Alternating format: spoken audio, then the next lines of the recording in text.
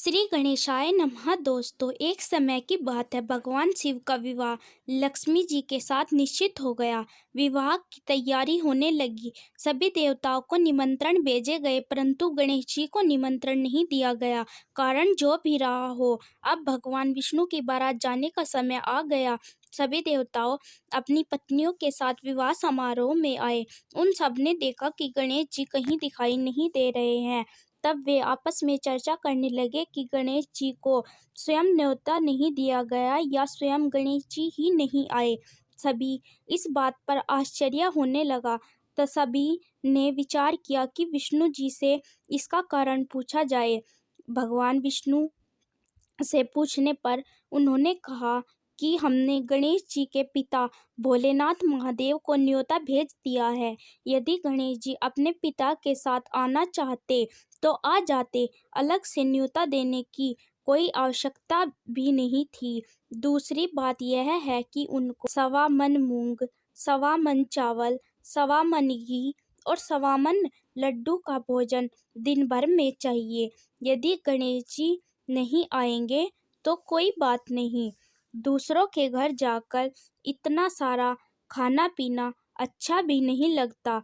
इतनी वार्ता कर ही रहे थे कि किसी ने सुझाव दिया, यदि गणेश जी आ भी जाए तो उनको द्वारपाल बनाकर बैठा देंगे कि आप घर का ध्यान रखना। आप तो चूहे पर बैठकर धीरे धीरे चलोगे तो बारात से बहुत पीछे रह जाओगे। यह सुझाव सबको पसंद आ गया। भगवान विष्णु ने भी अपनी सहमति दे दी। होना क्या था, इतने में गणेश जी वहां आ पहुंचे और उन्हें समझा बुझाकर घर की रखवाली करने बैठा दिया। बारात चल दी। तब नारद जी ने देखा कि गणेश जी तो दरवाजे पर ही बैठे हुए हैं। तो वे गणेश जी के पास गए और रुकने का कारण पूछा। गणेश जी कहने लगे कि भगवान विष्णु ने मेरा बहुत अपमान किया है। नारद जी ने कहा, आप अपनी मूषक सेना को आगे भेज दे। वह रास्ता खोद देगी, जिससे उनके वाहन धरती में धंस जाएंगे। तब आपको सम्मान पूर्वक बुलाना पड़ेगा। अब तो गणेश जी अपनी मूषक सेना जल्दी से आगे भेज दी और सेना ने जमीन पोली कर दी। जब बारात वहां से निकली तो रथों के पहिए धरती में धंस गए।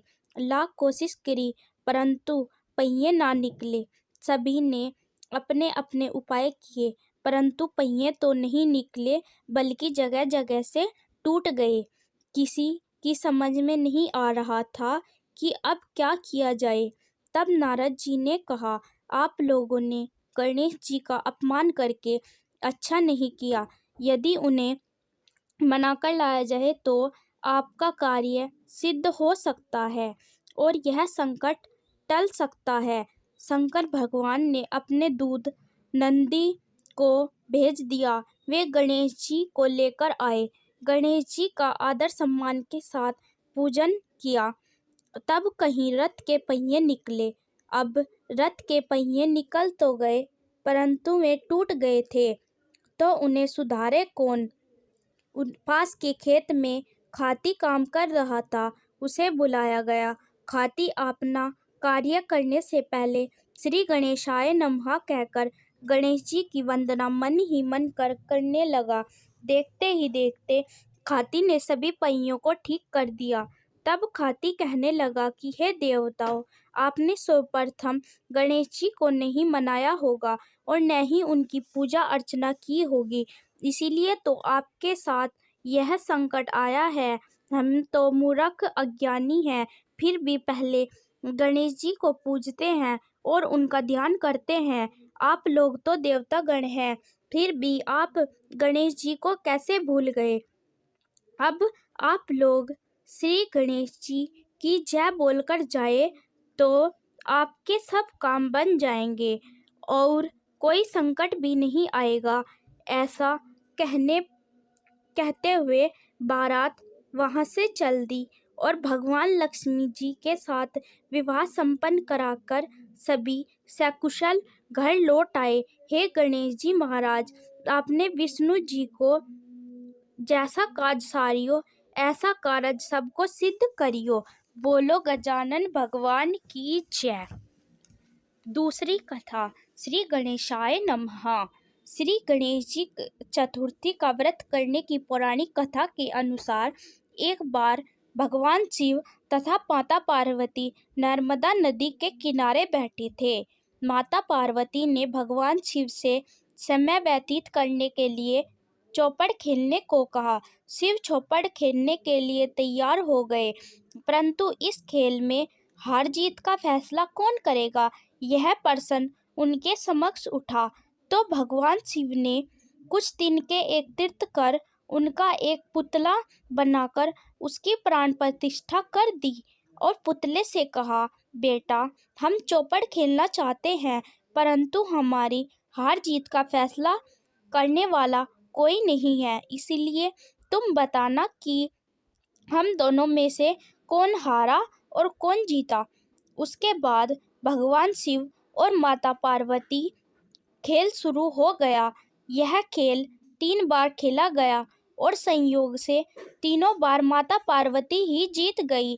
खेल समाप्त होने के बाद जब बालक से हार जीत का फैसला करने के लिए कहा गया, तो बालक ने महादेव को विजयी बताया। यह सुनकर माता पार्वती क्रोधित हुई और क्रोध में उन्होंने बालक को लंगड़ा होने तथा कीचड़ में पड़े रहने का श्राप दे दिया। बालक ने माता पार्वती से माफी मांगी और कहा कि यह मुझसे अज्ञानतावश ऐसा हुआ है, मैंने किसी भी द्वेष भाव में ऐसा नहीं किया। बालक द्वारा क्षमा मांगने पर माता ने कहा, यहाँ गणेश पूजन के लिए नाग कन्याएं आएंगी, उनके अनुसार तुम गणेश व्रत करो, ऐसा करने से तुम मुझे प्राप्त करोगे। यह कहकर माता पार्वती शिव के साथ कैलाश पर्वत पर चली गई। वह 1 वर्ष बाद उस स्थान पर नाग कन्याएं आई। तब नाग कन्याओं से श्री गणेश जी के व्रत विधि मालूम कर उस बालक ने 21 दिन लगातार गणेश जी का व्रत किया। उसकी श्रद्धा से गणेश जी प्रसन्न हुए। उन्होंने बालक को मनवांछित फल मांगने के लिए कहा। उस पर बालक ने कहा, हे विनायक, मुझे इतनी शक्ति दे दीजिए कि मैं अपने पैरों से चलकर अपने माता पिता के साथ कैलाश पर्वत पर पहुंच सकूं और यह देख वे प्रसन्न हो जाएंगे।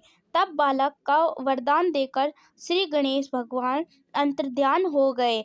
इसके बाद वह बालक कैलाश पर्वत पर पहुंच गया और कैलाश पर्वत पर पहुंचने की अपनी कथा उसने भगवान शिव को सुनाई। चौपड़ वाले दिन से माता पार्वती शिवजी से विमुख हो गई थी, अतः देवी के रुष्ट होने पर भगवान शिव ने भी बालक के बताए अनुसार 21 दिनों तक श्री गणेश जी का व्रत किया। इस व्रत के प्रभाव से माता पार्वती के मन में भगवान शिव के लिए जो नाराजगी थी वह समाप्त हो गई। तब यह विधि भगवान शंकर ने माता पार्वती को बताई। यह सुनकर माता पार्वती के मन में भी अपने पुत्र कार्तिकेय से मिलने की इच्छा जागृत हुई। तब माता पार्वती ने भी 21 दिन तक श्री गणेश जी का व्रत किया तथा दुर्वा, फूल और लड्डुओं से गणेश जी का पूजन अर्चन किया। व्रत के 21वें दिन कार्तिकेय स्वयं माता पार्वती जी से मिलने आ गए।